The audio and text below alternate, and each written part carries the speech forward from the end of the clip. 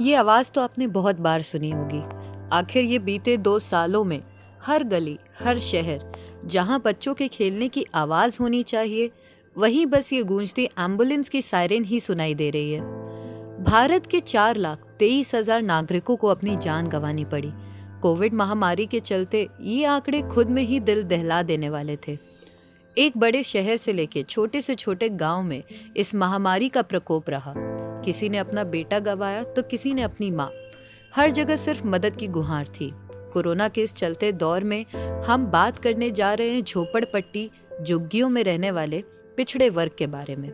सामान्य रूप से देखा जाए तो ये वक्त कुछ लोगों के लिए अच्छा रहा तो कुछ लोगों के लिए बहुत तकलीफदायक। इस प्रकोप ने ना तो किसी अमीर को छोड़ा और ना ही किसी गरीब को।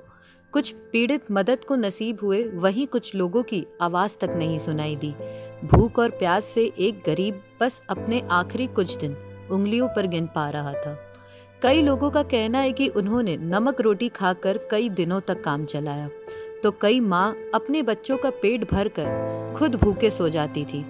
आइए जानते हैं उन सवालों के जवाब जो आपके मन में कई दिनों से होंगे। आपका नाम क्या है? विनोद। हमारा नेहा नाम है भैया। सुनीता। सुमन नाम है जी। मेरा नाम प्रीति वंशकार है। कोरोना के वक्त आपने अपने घर कैसे चलाया? हम लोगों ने जो हमारे पास बजट में था खाने पीने का, जब तक खाते पीते गए, फिर उसके बाद में जो पैसा इधर उधर से बैलेंस था उसको निकाले, वो भी खाते पीते गए। फिर सरकार की तरफ से आया है।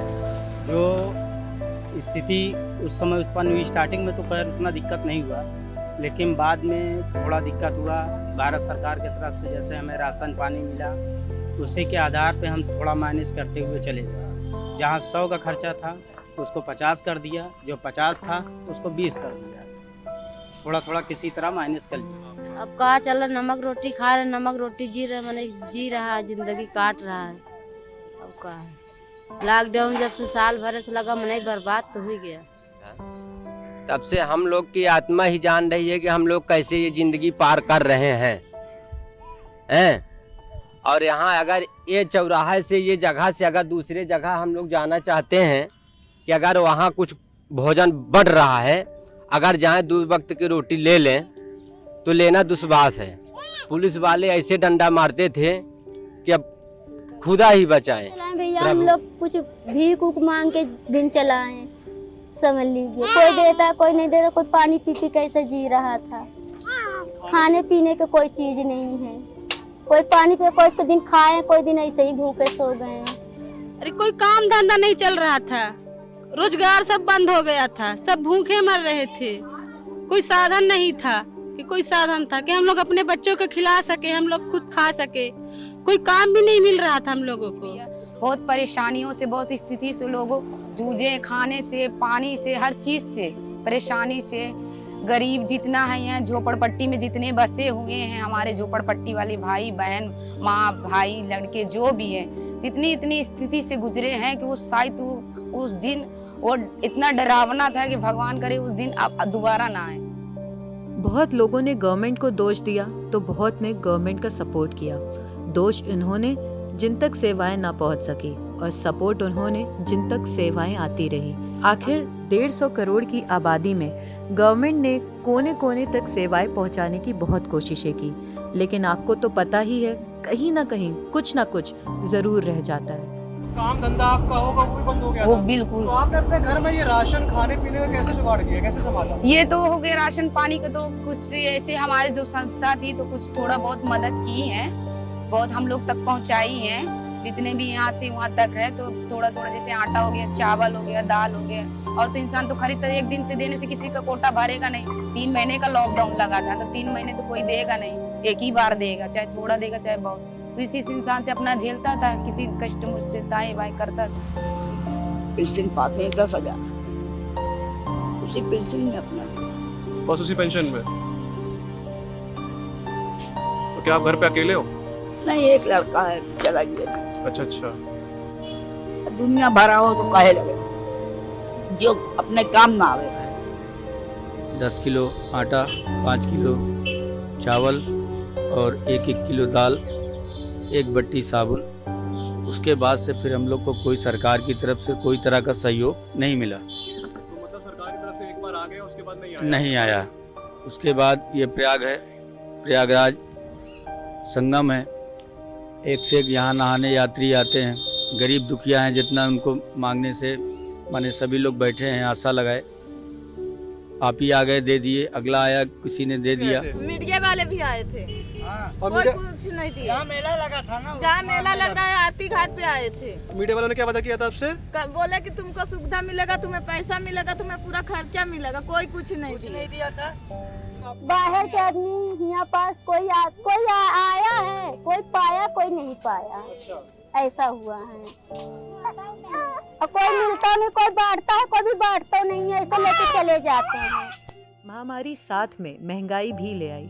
जहां किसी भूखे को अनाज तक नसीब नहीं हुआ, वही महंगाई का बादल जैसे अलग ही प्रकोप लेके फटा। बढ़ते दाम में राशन मिलने की जंग बड़ी घातक मालूम हुई। राशन से लेकर नींद दोनों ही गायब होती दिखी। महंगाई जो बढ़ रही है उसके बारे में क्या बोलोगे आप? महंगाई के तो हम लोग बाबू लोग कर सका था, हम लोग क्या कर सका। महंगा मिलेगा तो खाना पड़ेगा, और सस्ता मिलेगा तब बच्चन के तो पालना जरूरी है। जो छोटे छोटे वो बर्दाश्त नहीं कर पाए। हम लोग तो बर्दाश्त कर लेते हैं, मगर ये छोटे छोटे बच्चे नहीं बर्दाश्त कर पाए। अब ऐसे थोड़ा बहुत मेहनत करते थे, जो पहले 10 रुपए के जाता था वो 5 रुपए के जाने लगा। हम लोग उसी कूड़ा कचरा बीनते थे, उसी से बच्चों को खिलाते थे, हम भी खाते थे। क्या काम करते हो आप?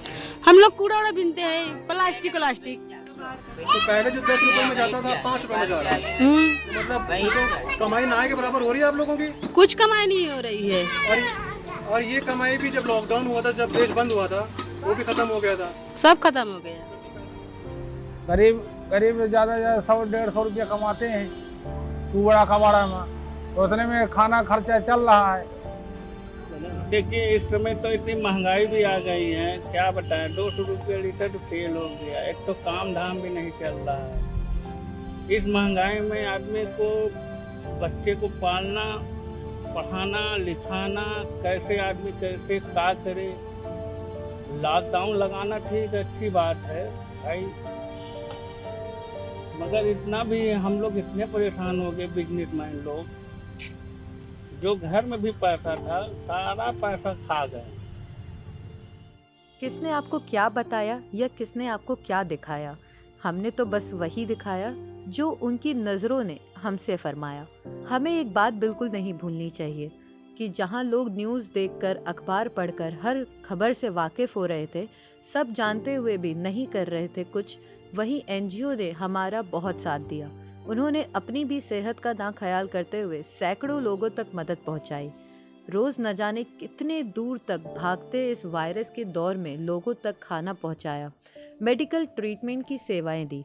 आइए बात करते हैं इन कुछ ऐसे ही शख्सियतों से। मेरा नाम देवेश जायसवाल है और मेरे एनजीओ का नाम यूफोरियल यूथ सोसाइटी है। इस एनजीओ को मैंने अपने दोस्तों के साथ 7 अप्रैल 2021 को रजिस्टर किया ऑफिशियली, बट उसके काफ़ी पहले से 2 साल से हम लोग काम कर रहे थे। रजिस्टर होने के बाद हमने educational sector, environmental sector, Covid relief वगैरह में भी काफ़ी काम किया। और हम लोग ने क्योंकि 7 अप्रैल को रजिस्टर किया, उसके तुरंत बाद ही लॉकडाउन लग गया था। उसमें जानवरों को भी काफ़ी नुकसान हुआ, जानवरों को खाना नहीं मिला था क्योंकि मार्केट बंद हो गई थी।